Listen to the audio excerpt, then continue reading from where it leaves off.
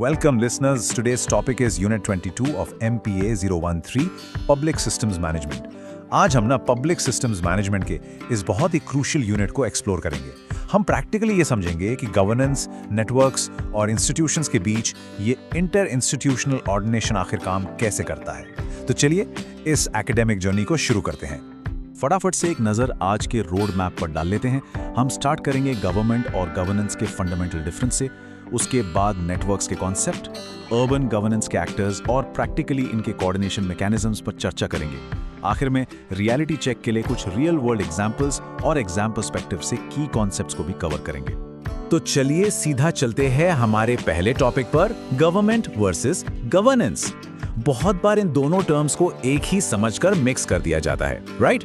लेकिन सोशियोलॉजिकली और एकेडमिकली देखा जाए तो इनके बीच का डिफरेंस काफी डीप और इंपॉर्टेंट है। सिंपली पुट, सिस्टम में काफी बड़ा शिफ्ट आया है। ट्रेडिशनल गवर्नमेंट एक रिजिड इंस्टीट्यूशनल मशीनरी है जिसका मेन काम स्टेट पावर को एक्सरसाइज करना होता है। एक कमांड एंड कंट्रोल सेटअप समझ लीजिए। वहीं दूसरी तरफ है गवर्नेंस। ये एक मॉडर्न ब्रॉड अम्ब्रेला है। ये सिर्फ स्टेट तक लिमिटेड नहीं है, बल्कि सिविल सोसाइटी ऑर्गेनाइजेशंस को भी अपने अंदर इंक्लूड करता है। एक तरह से आइसोलेशन से निकलकर एक इंक्लूसिव मॉडल की तरफ ये काफी जरूरी शिफ्ट है। अब आते हैं अपने सेकंड सेक्शन पर, द कॉन्सेप्ट ऑफ नेटवर्क्स। अब सोचिए, अगर गवर्नमेंट्स आज के टाइम में एक कोलैबोरेटिव प्रोसेस बन चुकी है, तो अलग अलग ऑर्गेनाइजेशंस एक्चुअली साथ मिलकर काम कैसे करती हैं? यहीं पर एंट्री होती है इन नेटवर्क्स की। ये एक तरह से मॉडर्न एडमिनिस्ट्रेशन का ग्लू है जो सबको जोड़कर रखते हैं और पुरानी स्ट्रिक्ट हायरार्की को रिप्लेस करते हैं। इस शिफ्ट को समझने के लिए न्यूमन की 2001 की थ्योरी बिल्कुल परफेक्ट है।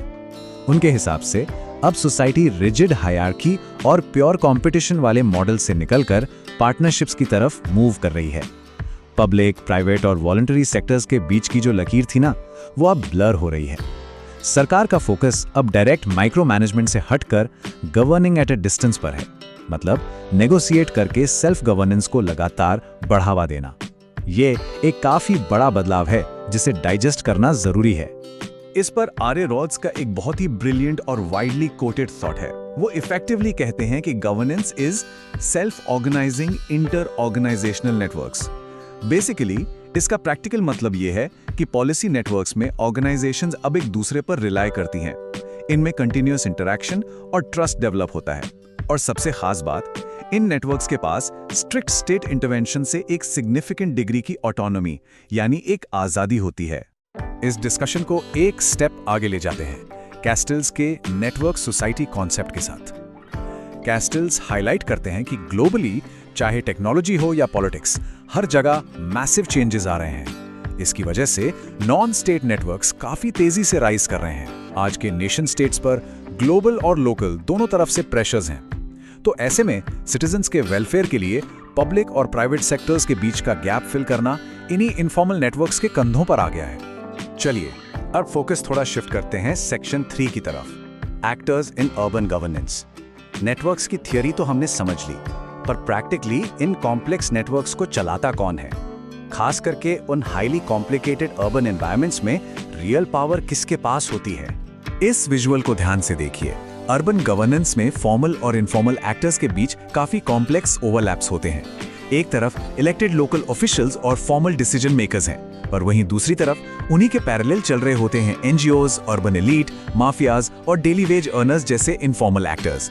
एक न्यूट्रल एकेडमिक पर्सपेक्टिव से देखें तो हर ग्रुप अपने स्पेसिफिक इंटरेस्ट्स के अकॉर्डिंग शहर के सिस्टम को फॉर्मली या इनफॉर्मली शेप करने की पूरी कोशिश करता है। Let's move to section 4, mechanisms of networking and coordination.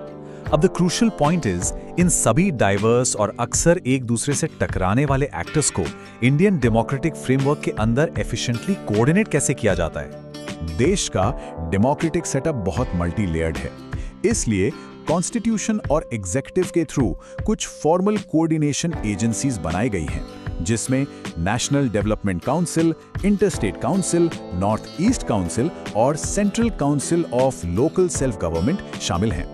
Centre और अलग अलग स्टेट्स के बीच रिक्वायर्ड मैसिव एफर्ट्स को सीमलेसली ऑर्केस्ट्रेट करने के लिए ये फॉर्मल बॉडीज एक बहुत स्ट्रॉन्ग ब्रिज का काम करती हैं।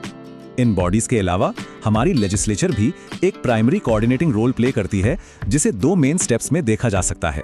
स्टेप 1 है इनपुट फंक्शंस, जिसमें आती है जनता की रिप्रेजेंटेशन, पार्लियामेंट्री क्वेश्चंस और कॉल अटेंशन मोशंस। यही बेसिक चीजें सरकार को लेजिटिमेसी और डायरेक्शन देती हैं।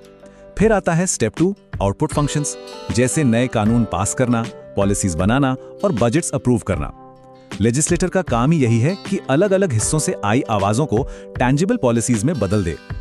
ओके, तो थ्योरी और स्ट्रक्चर समझने के बाद नेचुरली दिमाग में आता है कि इसकी प्रैक्टिकल एप्लीकेशन आखिरकार कहां है। तो चलिए सेक्शन 5 देखते हैं, रियल वर्ल्ड गवर्नेंस एग्जांपल्स। ये क्लियर करेगा कि ग्राउंड लेवल पर पब्लिक इश्यूज को सॉल्व करने में इंटर इंस्टीट्यूशनल कोऑर्डिनेशन कितना वाइटल रोल प्ले करता है। इंडिया में नेटवर्किंग इन एक्शन के कुछ बेहतरीन और सक्सेसफुल मॉडल्स हैं। सबसे पहला है बैंगलोर एजेंडा टास्क फोर्स, जहां सिविक अमेनिटीज को ठीक करने के लिए एक कोलैबोरेटिव नेटवर्क सेटअप किया गया। दूसरा मॉडल है जॉइंट फॉरेस्ट मैनेजमेंट, जो रिसोर्स कंजर्वेशन के लिए स्टेट और विलेज कम्युनिटीज की डायरेक्ट भागीदारी इंश्योर करता है। और तीसरा एग्जाम्पल है दिल्ली का पॉपुलर भागीदारी सिस्टम, जहां सिविल सोसाइटी और RWAs डायरेक्टली सरकारी एजेंसीज के साथ मिलकर लोकल प्रॉब्लम्स सॉल्व करते हैं। ये मॉडल्स प्रूफ हैं कि स्टेट एक फैसिलिटेटर का रोल निभा सकता है और आम नागरिक एक्टिव पार्टनर्स बन सकते हैं। अब हम इस एक्सप्लेनर के आखिरी और बहुत ही क्रूशियल एकेडमिक हिस्से की तरफ बढ़ते हैं, सेक्शन 6 की कॉन्सेप्ट्स। यहाँ हम उन स्पेसिफिक टेक्निकल टर्म्स को डिफाइन करेंगे जो एग्जामिनेशन में रेगुलरली पूछे जाते हैं। एक काफी इंपॉर्टेंट टर्म है सॉफ्ट स्टेट। ये कॉन्सेप्ट गुनार मर्डल ने 1968 में अपनी फेमस बुक एशियन ड्रामा में इंट्रोड्यूस किया था। एकेडमिकली एक सॉफ्ट स्टेट उस स्टेट को कहते हैं जहां एडमिनिस्ट्रेशन अपने ही पॉलिसी डायरेक्टिव्स जैसे स्ट्रिक्टली टैक्सेस कलेक्ट करना या सोशल लॉज लागू करना मनवाने के लिए फोर्स या कोअर्शन का यूज करने से हिचकिचाती है। रूल्स तो होते हैं पर एनफोर्समेंट काफी वीक होती है। एक और क्लासिक कॉन्सेप्ट है सस्टेनेबल डेवलपमेंट। इसकी स्टैंडर्ड और यूनिवर्सली एक्सेप्टेड डेफिनेशन 1987 की ब्रंटलैंड कमीशन रिपोर्ट से निकल कर आती है। इसे एक ऐसे विकास के रूप में डिफाइन किया जाता है जो आज की करंट नीड्स को पूरी तरह से मीट करे, पर इस शर्त पर कि आने वाली फ्यूचर जनरेशंस की अपनी जरूरतें पूरी करने की एबिलिटी बिल्कुल कॉम्प्रोमाइज ना हो।